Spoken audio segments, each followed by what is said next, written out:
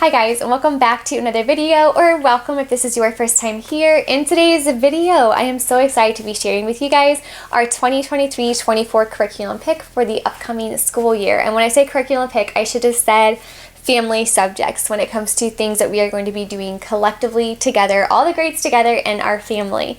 And that is the 5 in a Row Volume 1. I have honestly heard so many wonderful things about this, and I am so excited to dive in and do this with my little ones. One of the main reasons why I like to keep a lot of our core subjects very open and go is because it gives me the flexibility as a mama to do things like this. And so when it comes to all of my Christian light education, all of those curriculum type things, those are very open and go. They're not really teacher intensive, which is kind of what we need in the busy season of life.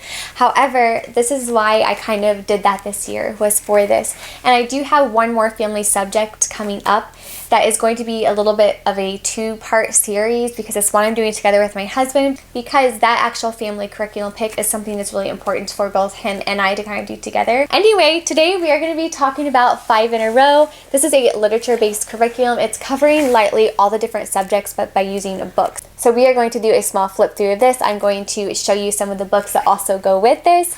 And I am just, guys, I am so excited about this. I really am. I am just really looking forward to using this as a way to not just connect with my kiddos, but to provide so many fun opportunities of connection, memory building. It's storybooks. It's something that they love, while also learning all of these things by reading some of their already favorite books. So I am so excited to be diving into this. But with all that being said, I'm going to go and turn the camera around and we'll get into the flip through. So 5 in a Row. I am so excited about this curriculum, especially as a way to just connect and create memories with my little ones. That was my motivation behind it. And again, another reason why I chose my core curriculum to be open and go, so I could do this type of teacher intensive thing for my little ones. One of the things that I love about this is it is literature based, 100% literature based. It's going to give you a little bit of how to use 5 in a Row. One of my favorite things about this is there actually is no particular order in which you want to read your books. So you can really pick whatever book that your kiddos want to work on first, which we will get into what books those are in a minute here, but you can pick whatever book you want and then open up to that page and just do the unit study on that book. So the whole purpose of 5 in a Row is you are reading the same book 5 times in a row, and I love that they do that. So every single day you're going to add a new thing to learn about, or a new concept, so that way every time you go back and read it again, that is something new that they are thinking about. So for example, on day 1 you're going to read the story all together through.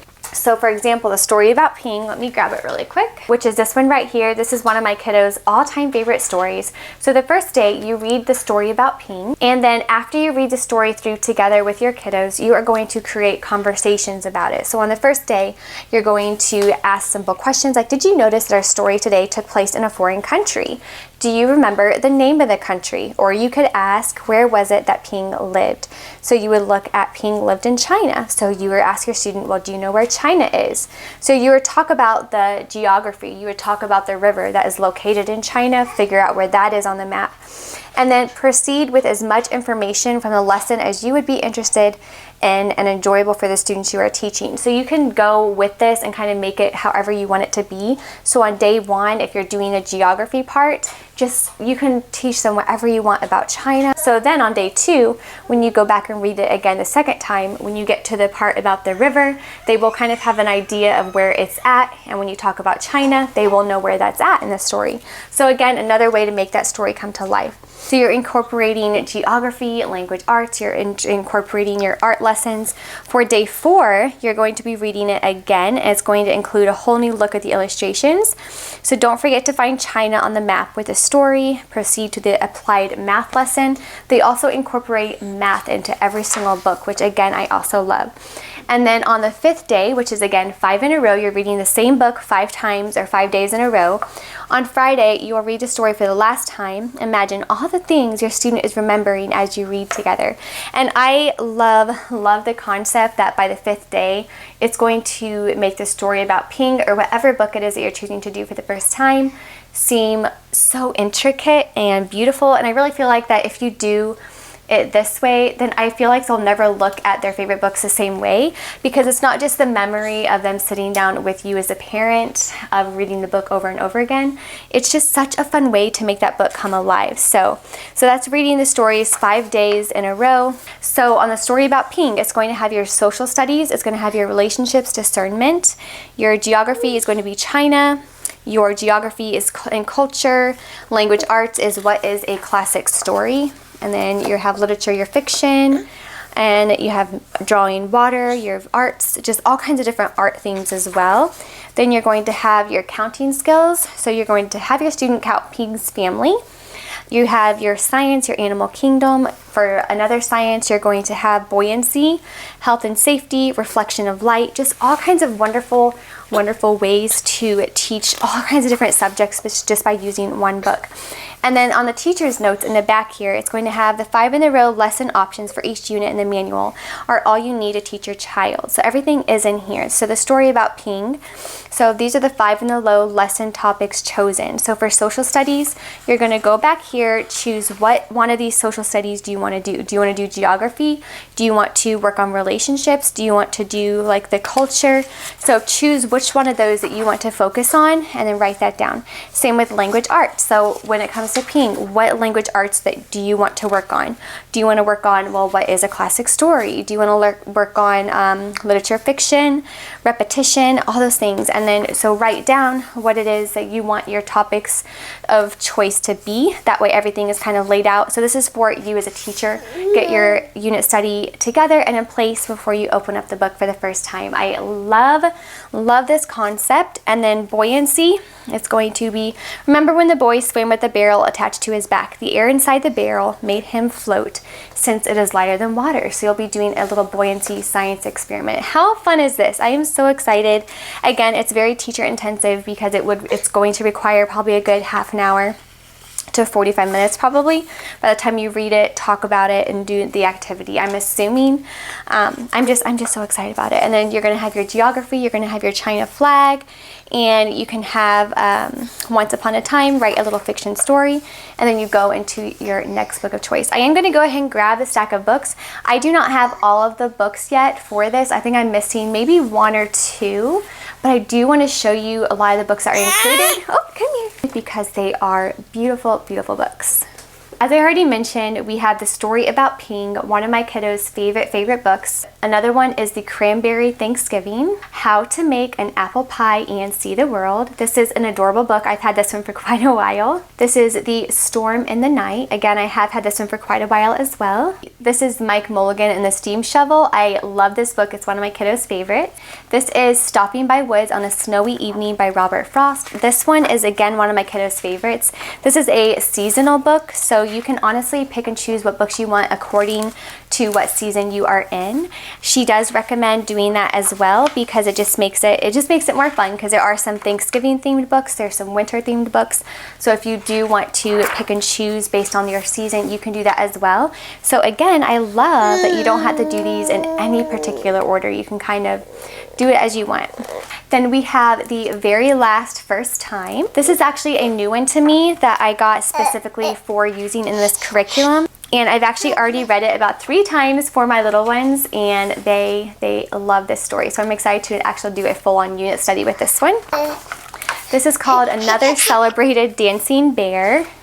And this is also a new one to me that I got specifically. I got this used for this curriculum, but I thought the story looked really, really fun. A very classic story to do a unit study with. So another one from 5 in a row is called Grandfather's Journey. And again, this is another one of my favorites that I have owned for quite a while. One of my favorite things about this one is actually the illustrations. I think they are beautiful. They're very well done. I love the actual story itself, and this is one that will probably be one of the first ones that we do. It's not going to be the number one. I'm going to share with you what that is here as far as what we're going to be doing first, but the illustrations on this book are beautiful. I highly recommend getting this one just to have for your personal library. Then we have, I think it's just pronounced lentil. I could be totally wrong, but just a really, really sweet book. I have loved this one for years, and there's a good reason why this is definitely called a classic. Then we have Katie and the Big Snow. This is actually one that we read the other day. We've had this for a while. I found this thrifted. It's in a little bit of a rough condition. It's an older book, but it is one of my kiddos' favorites. They absolutely love this book. Is that true? Another one that goes with it is The Red Coat. Again, a beautiful, just beautiful story. I loved this one so much. It's actually a newer one to me as well that I got specifically for the curriculum.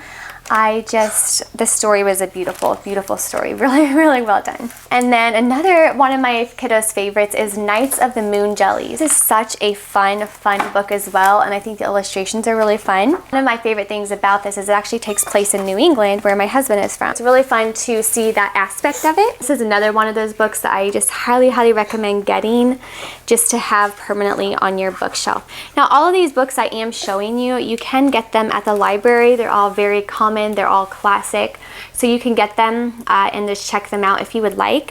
However, all of them are classic, so they would just be great additions to have on hand. But if you do want to make it more affordable, you can definitely consider just checking them out from your library. So our first unit study that we are going to be doing is going to be Madeline. This is by far one of my daughter's all-time favorite books. I actually just ordered her the entire series of this because she just loved this so much. We've read it probably, I can't even count honestly, but more than like 20 times probably. I know you're probably familiar with the story of Madeline, but it is one of our family's favorites, especially my little girl. She loves everything about it. So this is probably going to be our first actual unit study to do with the kiddos. And again, you're incorporating math, you're incorporating language arts, you're incorporating science and everything like that using these books. So I am so excited to be diving into Madeline as our first unit study for the upcoming school year. So that was a quick look at all the books included in the 5 in a Row curriculum. There were a few books that I don't have that I'm still kind of keeping an eye out for since I couldn't find them pre-owned. So I'm still looking for those, but I will have, I believe Rainbow Resource actually has a complete package for every single book needed for this curriculum. They not only have the curriculum, but again, all the books. If you just don't want to have to spend time looking for them, you can just buy them all if you don't have any of them. And then they do have the individual books as well, but if you want an all-inclusive type package, you can get it that way.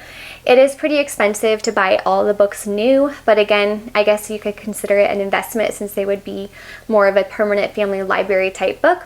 But if you do want that whole package, I do know Rainbow Resource does have that, as well as this curriculum. I wanted to mention that. And then they do run quite a few sales, especially when it comes closer to like the back to school year. So keep an eye out on that if you do want to just buy everything in one place without having to look around for that. And then I will have that website linked down below. I mentioned in my previous video that I found a website that had a lot of really affordable books, like below $3.